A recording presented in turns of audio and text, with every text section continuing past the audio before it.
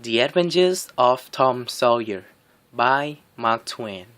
Longman Simplified English Series. Read by Pichitchai Nopagao. Chapter 22. In the haunted house. About noon the next day the boys arrived at the date tree. They had come for their toes. I say, Tom, do you know what day it is? Said Huck suddenly.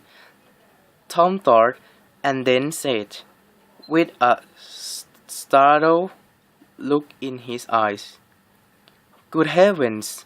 I never once thought for it, Huck. Well, I didn't either.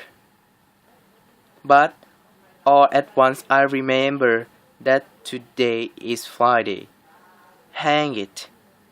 One can't be too careful, Huck.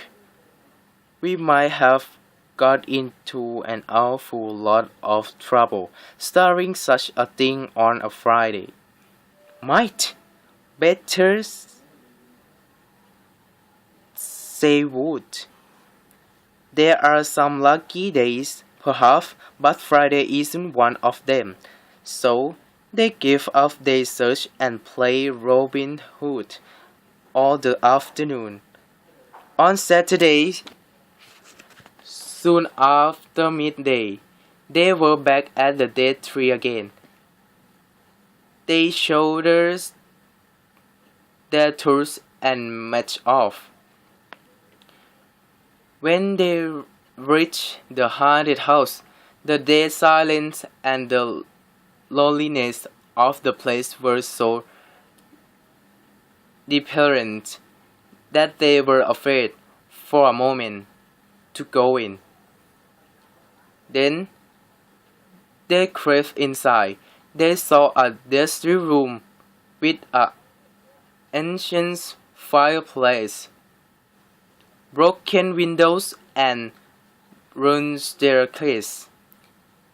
They talked in whispers, listening to catch the slightest sound and ready for an instant retreat. After a time, they became bolder and gave the place a critical and interested examination. Next, they warned to look upstairs.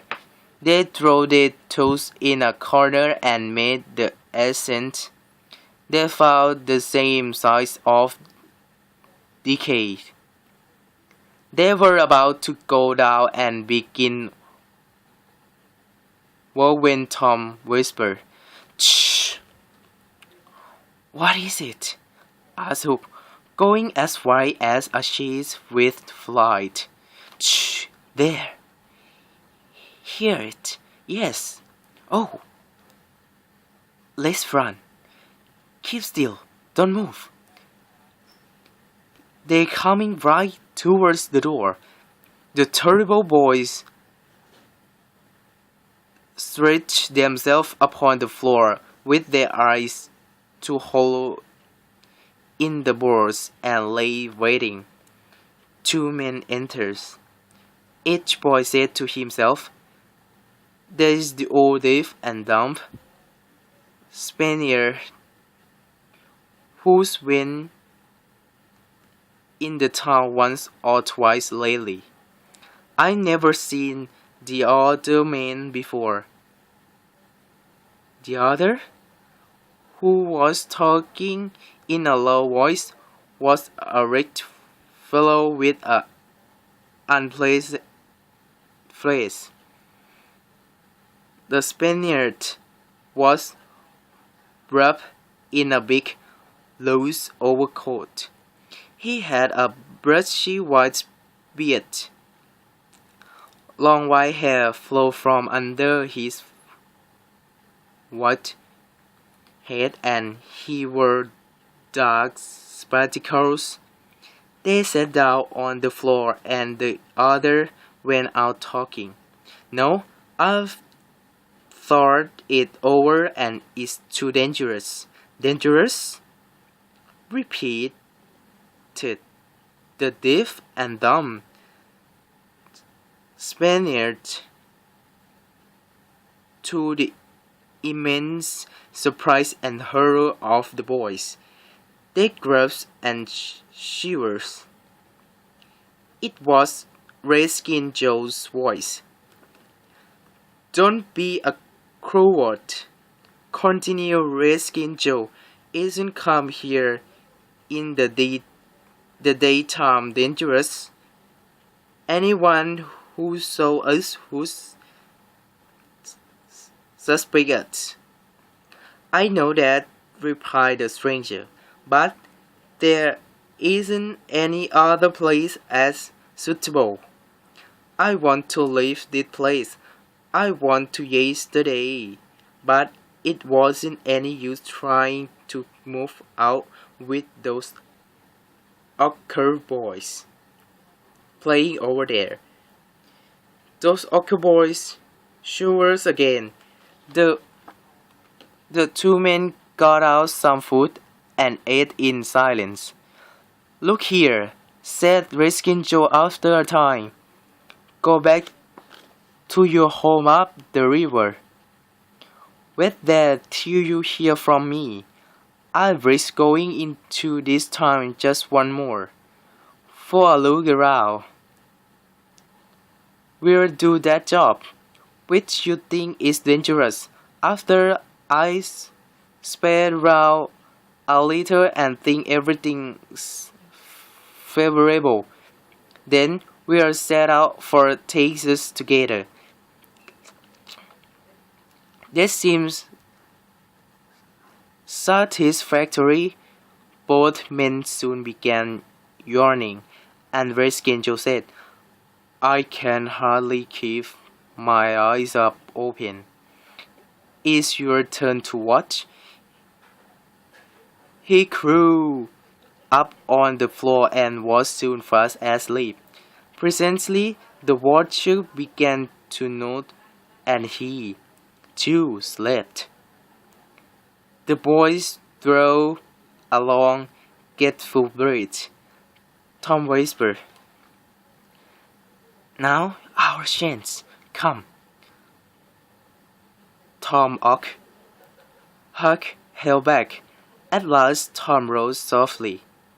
But the first step he took produced such a terrible creak from the rotten floor that he sank down almost dead with fright. He did not make a second attempt.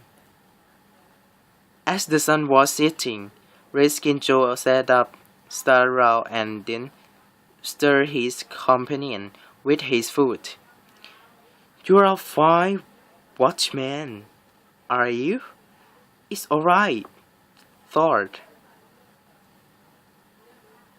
"Nothing's happened." "Well, it's nearly time to be moving, partner," said Redskin Joe. "What shall we do with that money we've got left?" "I don't know," said the stranger. "Leave it here, as we always done. It's no use taking it away till we started. $650 in silver and a lot of to carry." "Yes, but it may be a long time before I get the right change for that job. Accidents may happen, and it isn't in a very safe place. We're buried in a public." "Good idea," said Redskin Joe's companion, who walked across the room, raised one of the big flat stones in the fireplace, and lifted out a bag. He took from it $20 or $30 for himself and the same amount for Redskin Joe, and then passed it to the latter, who was on his knees in the corner now, digging with his knife.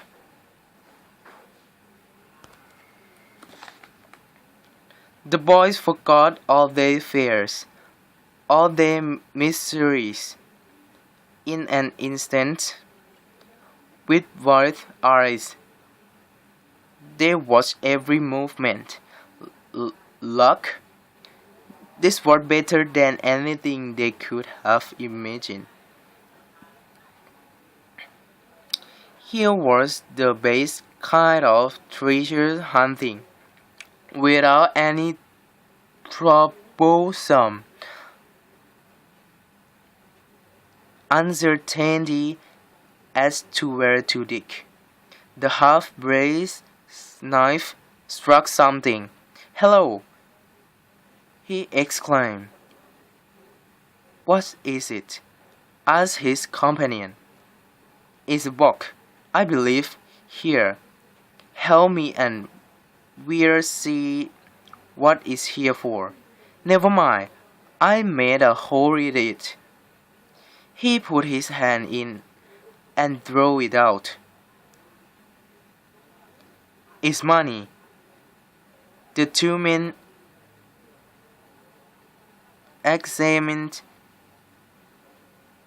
the handful of coins. They were gold. The boys above were as excited as the men, and as delighted. "That's an old, rusty pig in the corner," said the stranger. "I saw it a minute ago." He ran and brought the boys pig and spread.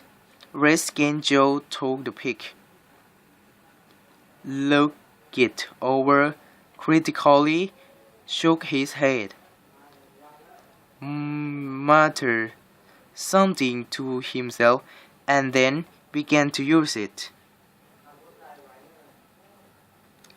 The box was soon underneath. "Partner, there was thousands of dollars here," said Redskin Joe. "I've often heard that Murray's gang was around here one summer," remarked the stranger. "This is probably their money. Well, now you won't need to do that job." The half-breed frowned. A weak light shone in his eye. "You don't know me. It isn't robbery altogether. It's revenge, and I'll need your help in it." "All right, what shall we do with it?" "Bury it again." "Yes." The boys above were delighted. "No, no. Disappearment. No, no. Deep disappointment above. I nearly forgotten. That pig has fresh earth on it." The boys were sick with terror in a moment. "Why are pig and spade here? Who brought them? Have you heard anybody? Seen anybody?" "What? Shall we bury it again, and leave them to come and seek out this stuff?" "Never. We'll take it to my place." "Why, of course. You mean number 1? "No, number 2, under the cross," replied Redskin Joe. "Number 1 is not safe enough." "All right, it's nearly dark enough to start." I have Breed got up and went about from window to window, cautiously peeping out. "Who could have brought those tools here?" he asked presently. "Do you think they can be upstairs?" The boys blurred raincoat. Redskin Joe put his hand on his knife, stood for a moment, undecided, and then turned towards the staircase. His steps came creaking up the stairs. Both the boys were shivering as if with a dozen fevers. Crash! Risking Joe leaned out the floor, admires the rotten wood of the fallen staircase. He picked himself up, cursing, and his companion said, "Now, what's the use of that? If anybody's out there, let them stay here. Who cares? In my opinion, whoever left those tools here cut sight of us and dirt. We were devils or ghosts. I bet they're running yet." Reskin Joe moved for some time. Soon afterwards, they slipped out of the house in the deepening twilight and moved towards the river with their precious book. Tom and Huck got up, weak but immensely delighted. They had not the slightest desire to follow Redskin Joe and the stranger. They were content to reach the ground without broken necks. They did not talk much on way home. They were too busy hating themselves and the bad luck that made them take the tours there. But for that, Redskin Joe would never have suspected and would have left the silver and the gold. They determined to keep a lookout for that Spaniard when he came to town, spying out for chances to do his revengeful job and to follow him to number 2, wherever that might be.